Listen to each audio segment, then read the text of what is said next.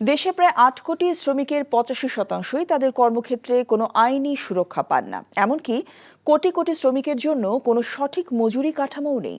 সকালে সিপিডি কার্যালয়ে সংস্থাটি আলোচনায় এসব তথ্য জানালেন শ্রম সংস্কার কমিশনের প্রধান সৈয়দ সুলতান উদ্দিন আহমেদ। তিনি আরও বলেন, বঞ্চিত সব শ্রমিকের অধিকার নিশ্চিতে অন্তর্বর্তী সরকারকে জোরালো ভূমিকা রাখতে হবে। আলোচনায় সিপিডি জানায়, দেশের শিল্প খাতে ঘোষিত নিম্নতম মজুরি সঠিকভাবে বাস্তবায়ন হচ্ছে না। মূল্যস্ফীতি বিবেচনায় শ্রমিকের বেসিক বেতনের পাশাপাশি সব ধরনের ভাতা বৃদ্ধিরও প্রস্তাব জানায় সংস্থাটি। এছাড়া শ্রমিকের জীবনমানের উন্নয়ন এবং অধিকার নিশ্চিতে প্রয়োজনীয় সংস্কারের জন্য অন্তর্বর্তী সরকার এবং পরবর্তী রাজনৈতিক সরকারকে দীর্ঘমেয়াদে কাজ করার তাগিদ দেয় সিপিডি।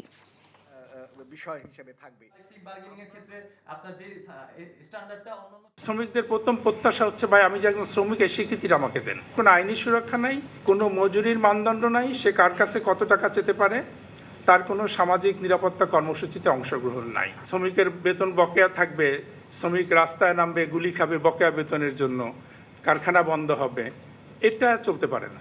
অন্তর্বর্তী সরকার যেন আগামী 1 বছর এটাকে ইয়ার অফ রিফর্ম বা শ্রম সংস্কারের বছর হিসেবে যদি ঘোষণা করেন এবং সেটির আলোকে প্রতিষ্ঠানগুলো যদি তাদের কার্যক্রম যদি সেইভাবে বিন্যস্ত করেন, তাহলে এই অন্তর্বর্তী কমিশনের সুপারিশগুলো বাস্তবায়নটি সহজতর হতে পারে।